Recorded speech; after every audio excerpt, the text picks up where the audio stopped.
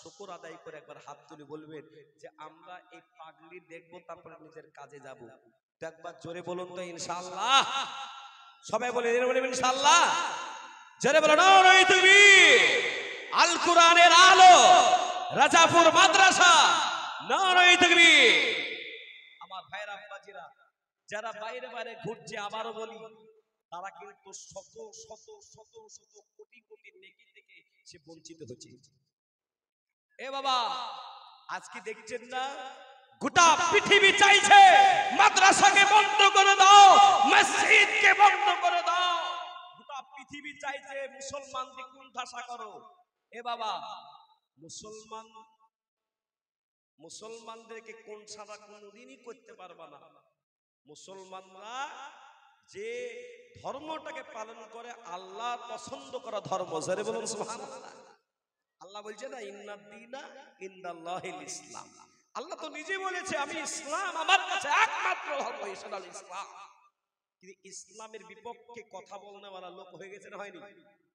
মুসলমানদের জায়গা দখল করো, মুসলমানদের পৈতৃক সম্পদে বাপদাদার সম্পদে অকাপকে দখল করো, এই চিন্তা ভাবনা সর্বসময়।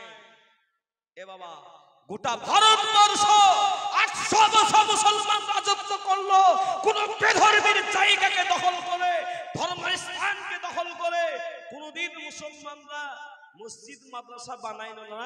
আর নিজের জায়গাতে, নিজের বাপ দাদার জায়গাতে, নিজের মুসলমানদের মাথার ঘাম পায়ে ফেলা জায়গাতে মাদ্রাসা মসজিদ তৈরি, যে কবরস্থান তৈরি, ঈদগাহ তৈরি করছে, তাদের মাথা ঘুরে গেছে। এ বাবা, ও জায়গা দখল করতে হবে, তাই বলে বিল পাস করছে। মুসলমানকে ছেড়ে দেবে? জোরে বলো, আওয়াজটা দিল্লি পৌঁছান, জোরে বলুন, ছেড়ে দেবেন? ছেড়বেন? এ বাবা, যুগে যুগে জালিম আসিতে না আসলে?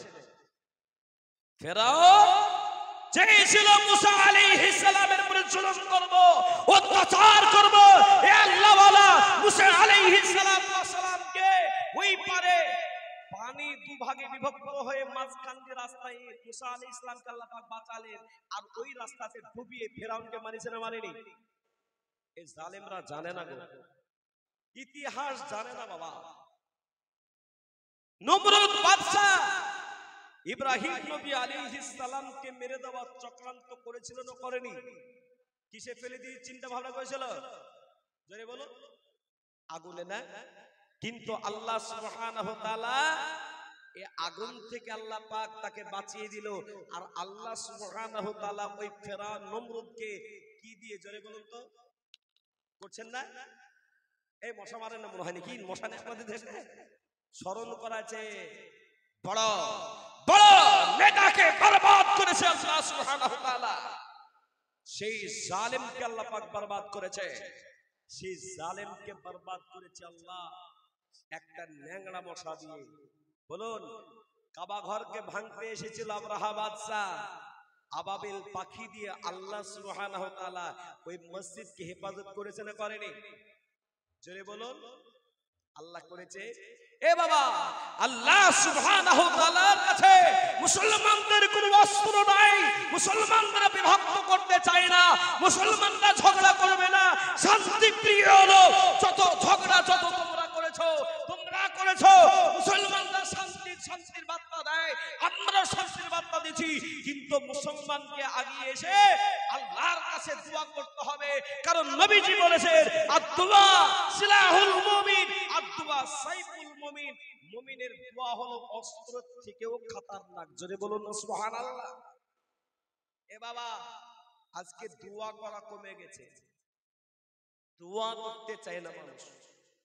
সেই জন্য আব্বাজিরা, আজকে আপনাদের সকলকে বলবো, এই জায়গায় পাগড়ি প্রদানের পর দোয়া হবে। আমাদের অনেকের ভাই চলে গেল কবরে, অনেকের দাদা চলে গেল কবরে, অনেকের মা চলে গেল কবরে। এ আল্লাহওয়ালা, আজকে তারা বড় আনন্দিত, বলে আমার ছেলে আমার মেয়ের একটু দোয়া করবে, আল্লাহর দরবারে কবুল হয়ে যাবে। জোরে বলুন সুবহানাল্লাহ। কবরের জায়গাটা শান্তির জায়গা হবে।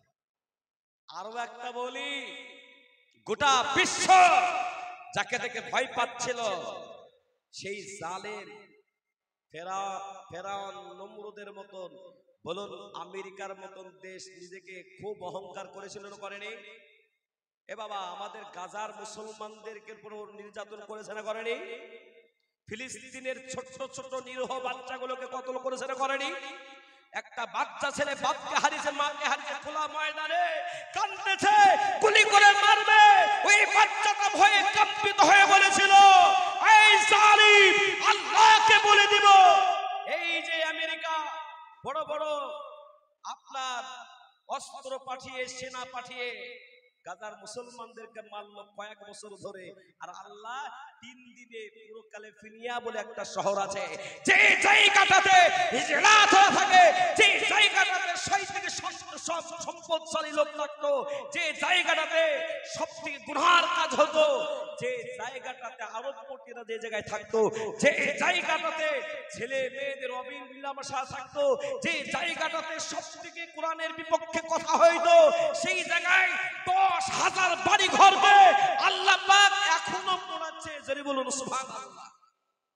এ বাবা এখন হাত পাচ্ছে আর স্বীকার করেছে আমরা কোন দেশকে সেনা পাঠিয়ে আর মারবো না, এটাই শাস্তি। এই কথা বুঝলেন না? বুঝলেন না?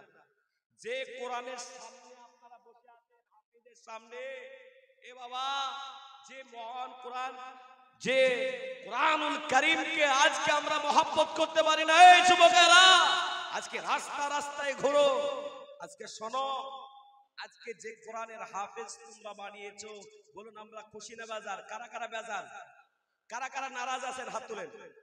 নারাজ গো? এ বাবা ভুলে উঠে বেরিয়েছে না নারাজ। এ বাবা এই যে কোরআনুল কারীমকে 114টা সূরা মুখস্থ করে ফেলেছে, মহৎ কি জানেন?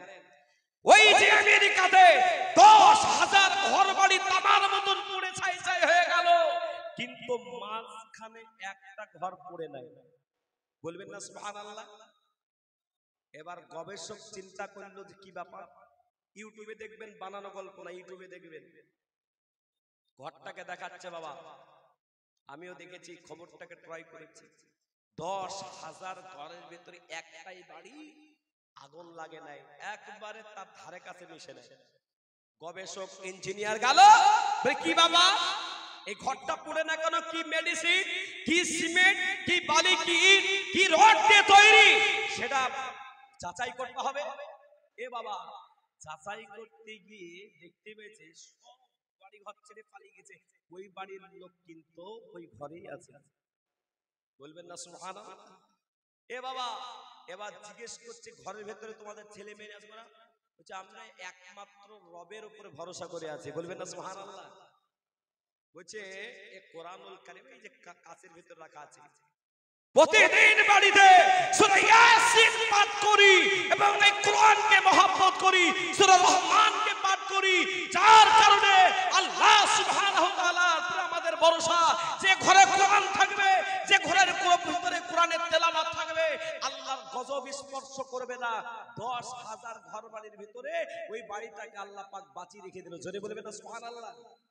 এ বাবা এই কোরআনুল কারীমের হাফিজ আমরা যদি বানাই, এলাকায় বড় বড় বড় বড় যদি কোনো রকম আল্লাহর গজব এসে থাকে, এই কোরআনের হাফিজ তৈরি করার জন্য আল্লাহ হেফাজত করবে। জোরে বলবেন না সুবহানাল্লাহ? তাহলে আমরা কোরআনের পক্ষ কারা কারা থাকবো না হাত তুলেন। ওই দেখেন একজন থাকবেন, 2 নম্বর 3 4 সবাই থাকবো। জোরে বলুন ইনশাআল্লাহ।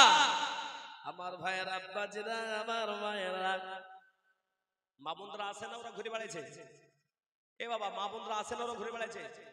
ওরা বাজারে খুব আজকাল ঘুরছে, আর ওদের বদনাম করলে তো মৌলভী সাহেব মৌলভী চলবে না, একটাই ভাষা, যে মৌলভীরা আমাদের বদনাম করলো। এ বাবা আজকাল 2 রকম পর্দা, এক হয় আল্লাহ ওয়ালিরা পর্দা করছে, আর একটা পর্দা করছে যে মানুষ দেখে নেবে, কোথায় যাচ্ছি বলে দেখে নেবে বলে মুখে পর্দা করে যাচ্ছে। ঠিক না বেটি? জোরে বলো, ঠিক না? আমি নিজে একটা দমকলের কোন একটা হোটেল, কোন একটা জায়গাতে গেলাম, এক বন্ধু এসে বলে চলেন ওই জায়গাটা একটু চা খাওয়াবো বাবা। তো ওই হোটেলটার ভেতরে 3 রকম ডিজাইন, একটা এসি ঠিক করা, এসি ফিট করা, একবারে প্যাকআপ, আর একটা আছে খোলামেলা কিন্তু ওখানে আবার পর্দা, আর একটা আছে একেবারেই খোলামেলা। তো খোলামালাতে কেউ নাই গো। এ বাবা আমি ব্যাপারটা বুঝলাম না, ব্যাপারটা কি? দেখলাম যে একবারে ভিআইপি পর্দা করে ভেতরে ঢুকে গেল। বুঝতে পারছেন না পারছেন না? এই আপনারা বুঝেন না মনে হয়, প্রেমিক প্রেমিকা কথা বুঝেন না? এ বাবা এসব শয়তানি কিছু পর্দা বেরিয়েছে, শয়তানি পর্দা বেরিয়েছে না বেরিয়ে নেই? কোন রকম নামাজ নাই, রোজা নাই, কালাম নাই, কিচ্ছু নাই, কিন্তু ওই দমকলে গেলি পর্দা। ঠিক বলছি না বেঠিক বলছি? কিছু কিছু মা বোনরা এলাকায় ঘুরছে দেখলাম, আল্লাহু আকবার, আজকে জলসার এতে গেছে, তারপরও দেখলাম মাথায় কাপড় নেই।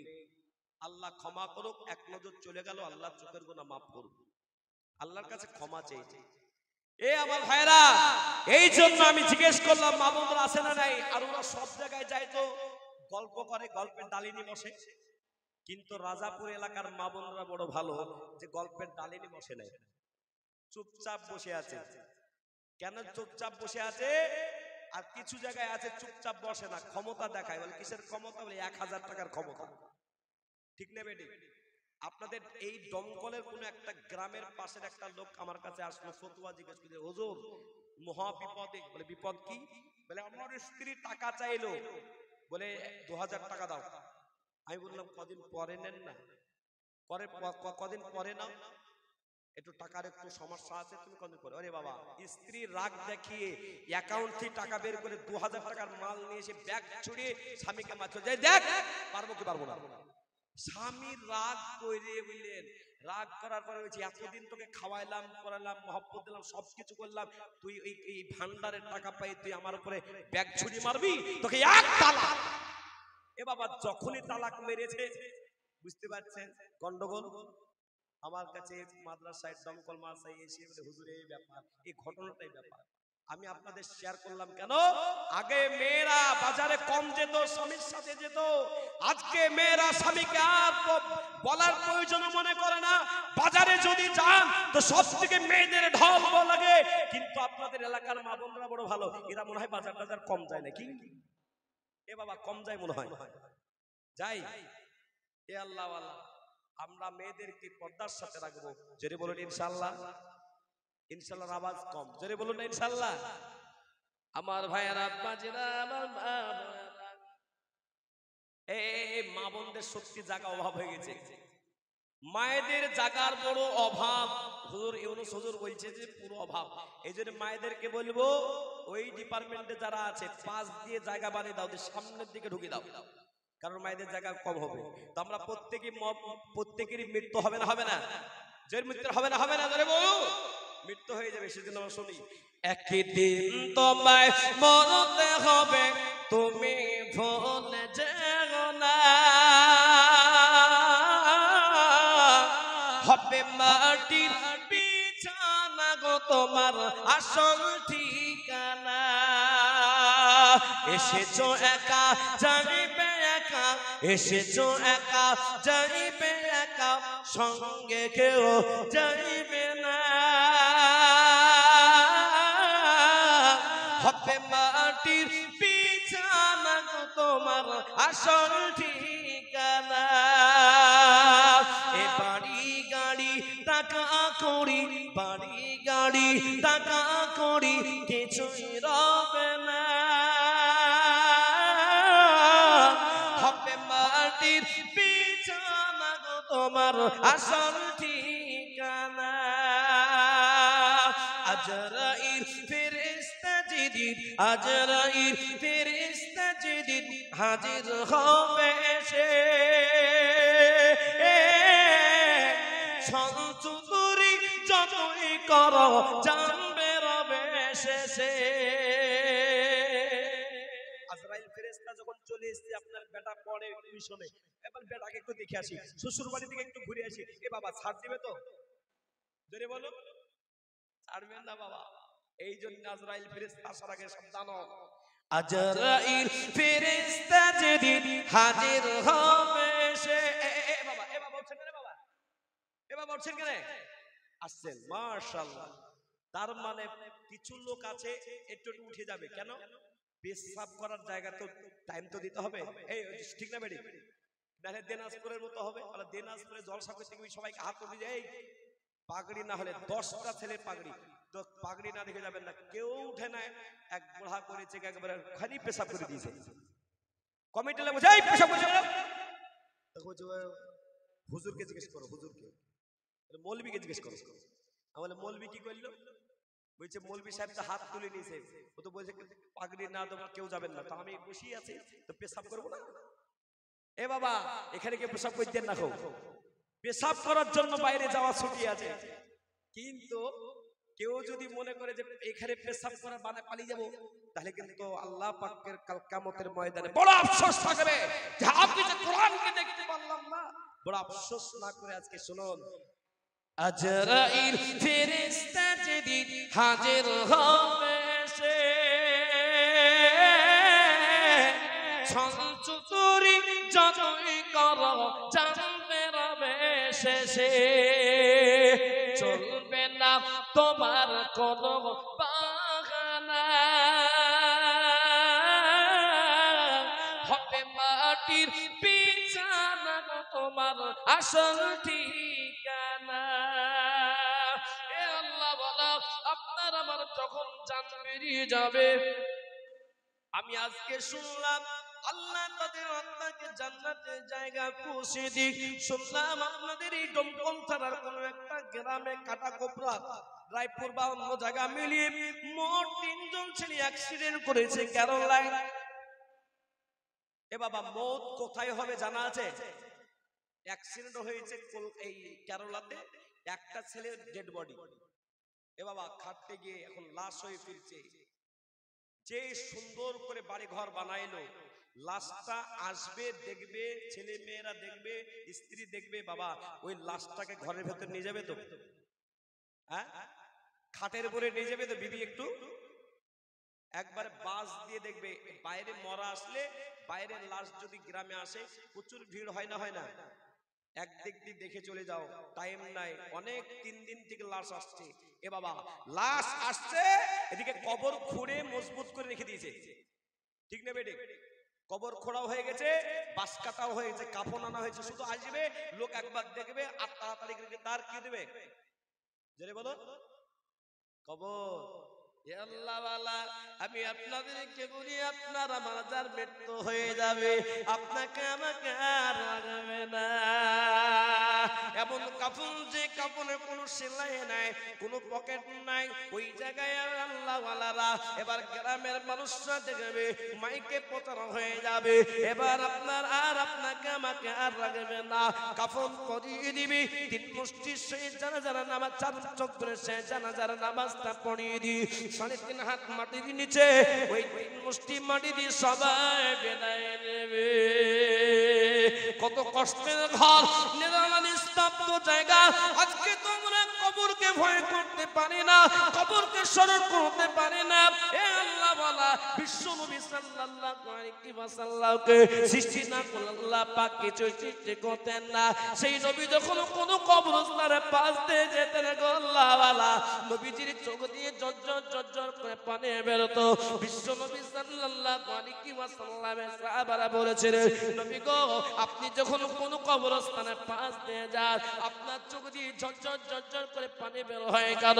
বিশ্ব নবী বলেছিলেন, সাহাবারা, ওই কবরটা অনেকের জন্য জাহান্নামের জায়গা, আবার অনেকের জন্য জান্নাতের ঘর। ও আল্লাহ ওয়ালা, ওই কবরে আপনাকে আমাকে যখন 3 মুষ্টি দিয়ে চলে আসবে, 2 ফেরেশতা চলে আসবে। মুনকার নাকি আপনার কটা বাড়ি ছিল, কটা সন্তান ছিল, কত টাকার মালিক ছিলেন, কত টাকা আপনি বিজনেস করতেন, আপনাকে আমাকে জিজ্ঞাসা করবে না। হে আল্লাহ ওয়ালা, ওই কবরে 3টা প্রশ্ন করবে, আমি প্রশ্নগুলো বলবো আর আপনারা উত্তরগুলো বলবেন। আল্লাহ ওয়ালা, আল্লাহ খুশি হয়ে যাবে। আল্লাহ পাকের ফেরেশতারা প্রশ্ন করবে, 1 নম্বরে, মান রাব্বুকা, তোমার রব কে ছিল বলো, জোরে বলো, একবার জোরে বলো। এ বাবা, অনেকজন বলতে চায় না, মুখে মনে হচ্ছে প্লাস্টিক লাগানো আছে। আঠা লাগাই থাকলে হবে না। আল্লাহ শব্দটা কেউ যদি ইখলাসের সাথে বলে, আল্লাহ শব্দটা, এ আল্লাহ ওয়ালা সব রকম রোগ বালা মুসিবত আল্লাহ তার কাছ থেকে দূর করে দেয়। জোরে বলুন সুবহানাল্লাহ। একবার জোরে সরে বলুন না, নারায়ে তাকবীর। এ আল্লাহ ওয়ালা আমি আপনাদের সকলকে বলে, আল্লাহ ওয়ালা আমি আপনাদের সকলকে বলে, আল্লাহ ওয়ালা আজকে এই দুনিয়াতে আপনি আছেন, কালকে থাকবো না। ওই কবরের ভেতরে তিনটা প্রশ্ন, একটা হয়ে গেল, দ্বিতীয় নম্বর প্রশ্ন করবে মা দিনুকা, তোমার দিন কি ছিল বলো। নাম্বার 3 প্রশ্ন করবে মান নবিয়ুকা, তোমার নবী কে ছিল বলো। আল্লাহ পাকের নবী সাল্লাল্লাহু আলাইহি ওয়াসাল্লামের এ আল্লাহ ওয়ালারা এই তিনটা যদি আমরা বলে দিতে পারি, আল্লাহ পাকের ফেরেশতা আল্লাহ পাকের কাছে যাবে, আল্লাহ পাকের কাছে বলবে আল্লাহ আপনার প্রিয় বান্দা বলদি তিনটা প্রশ্নের উত্তর দিয়ে দিয়েছে। আল্লাহ বলে ও ফেরেশতা আমি শুনে নিয়েছি, চিন্তা করো না, যাও তার জন্য জান্নাতের বিছানা বিছিয়ে দাও, জান্নাতের পোশাক পরিয়ে দাও, জান্নাতের তাকিয়া লাগিয়ে দাও। আমি আল্লাহ হুকুম করি যাও জান্নাতের সঙ্গে একটা গেট লাগিয়ে দাও, দরজা পেট করে দাও। আমি আল্লাহ জান্নাতের সুগন্ধ হাওয়া কিয়ামত পর্যন্ত ওই লাশের কাছে পৌঁছে দেব। জোরে বলো সুবহানাল্লাহ। ও আল্লাহ ওয়ালা ওই যে আপনারা আমি কবরে চলে যাব, ওই তিনটা প্রশ্নের উত্তর যদি লা আদরি জানি না বলতে পারবো না, কিয়ামত পর্যন্ত কবরটা জাহান্নামের জায়গা হয়ে যাবে। হে আল্লাহ কিয়ামতের ময়দানে কোনো আপনার কিছুই থাকবে না, কোনো আপনার পাল্লা থাকবে না, কোনো রকম কিছুই থাকবে না, কোনো রকম কোনো গাছপালা থাকবে না, একটাই ছায়া থাকবে। যারা কোরআনকে ভালোবেসেছে, যারা আলেমদের শ্রদ্ধা করেছে, যারা মাদ্রাসাকে ভালোবেসেছে, যারা দুনিয়ায় ভালো কাজ করে গেছে, আল্লাহ পাক তাদের জন্য স্পেশাল ছায়ার ব্যবস্থা রেখেছে। ওই ছায়াটার নাম হলো আরশে আজিমের ছায়া। ও আল্লাহ ওয়ালা প্রত্যেকটা মানুষের আমলনামা মাপা হবে। আল্লাহ পাক সূরা রহমান আল্লাহ পাক বলেন আল্লাহ তাতাকাউ ফিল মিজান। আল্লাহ পাক রব্বুল আলামিন বলেন একটা মিজানের পাল্লা পেট করে দেওয়া হবে, প্রত্যেকটা মানুষের আমলনামা মাপা হবে। কিন্তু এই যে হাফেজে কুরআন আপনারা দেখতেছেন, কিছুক্ষণ পরে তাদের মাথায় পাগড়ি প্রদান করা হবে। হে আল্লাহ ওয়ালা এই তিনটা হাফেজে কুরআন হক্কানি আলিম হাফেজ হয়ে যাবে। কাল কিয়ামতের ময়দানে আল্লাহ দরবারে আল্লাহ পাক রব্বুল আলামিন বলবে এ হাফেজে কুরআন যাও জান্নাত চলে যাও, তোমাদের আমল মাপা হবে না, তোমরা সরাসরি তোমরা জান্নাত চলে যাও। জান্নাতের 8টা গেট খোলা থাকবে। এই হাফেজে কোরআন জান্নাতের 8টা গেট খোলা থাকা সত্ত্বেও যাইবে না, দাঁড়িয়ে থাকবে। আল্লাহ পাক বলবে হাফেজে কোরআন এ আলিমে দ্বীন জান্নাত যাও না করো, তোমার জন্য জান্নাতের 8টা গেট তো খোলা আছে। আল্লাহ পাককে বলবে আল্লাহ আমি রাজাপুর মাদ্রাসায় পড়তাম, এখানকার কমিটির লোকরা, এখানকার শিক্ষকরা, এখানকার এলাকার লোকরা আমাদের থাকা খাবার ব্যবস্থা যারা করেছিল, তারা মহব্বত করেছিল, আজকের এই জালসায় যারা মহব্বত দিয়েছিল তাদেরকে না নি জান্নাত যাব না। আল্লাহ বলবে ফেরেশতা যারা মহব্বত করেছিল, এই মাদ্রাসার হাফেজে কোরআনদের যারা মহব্বত ভালোবাসা দিয়েছিল, যাও এই হাফেজে কোরআনের পিছন তাদের করে দাও, আমি আল্লাহ তাদেরকেও জান্নাত দিয়ে দেব। জোরে বলো সুবহানাল্লাহ। নারায়ে তাকবীর। আমার ভাইয়েরা আমি আপনাদের সকলকে বলবো কত টাকা কোন দিকে চলে গেল, কত টাকা নষ্ট হয়ে গেল। হে আল্লাহ ওয়ালা নিজের সন্তানকে হাফেজে কোরআন বানাতে পারেন না, নিজের ছেলেকে হাফেজে কোরআন বানাতে পারেন না। হে আল্লাহ ওয়ালা আমি আপনাদের সকলকে বলবো বাবা আজকে দুনিয়া থেকে বাবা মা যাদের চলে গেল, মা যে মা আপনাকে 10 মাস 10 দিন পেট ধারণ করেছিল, আপনার মা ডান দিকে হতে পারতো না, বাম দিকে হতে পারতো না, ভূমিষ্ঠ হওয়ার পরে যেই মা আপনাকে দুধ পান করেছিল, যে সময় ভাত খেতে পারতেন না, রুটি খেতে পারতেন না, আপনার মা স্তনটা আপনার মুখে দিয়েছিল, লক্ষ কোটি কোটি দুধের ফোঁটা আপনি পান করেছিলেন। ওই মা কবরে শুয়ে শুয়ে কাঁদতেছে বেটা আমি লাখ লাখ টাকার বাড়ি দিয়ে আসলাম, লাখ লাখ টাকার গাড়ি দিয়ে আসলাম, কিন্তু আমি আজকে কবরে মহাবিপদে 10,000 টাকা একটা পূর্ণ কোরআনের খরচ আপনারা দিয়ে দিন। আল্লাহ সুবহানাহু ওয়া তাআলা এই পূর্ণ খরচকারীদের জন্য কিয়ামতের ময়দানে হাফেজের বাপদের মাথায় যেমন নূরের পাগড়ি পরিয়ে দিয়ে জান্নাত দেবে, আল্লাহ বলা আজকে যারা পুরো কোরআন শরীফের খরচ আজকে দিয়ে দিবে, পূর্ণ হাফেজের খরচাটা আমি দাম রেখেছি মাত্র 10,000 টাকা।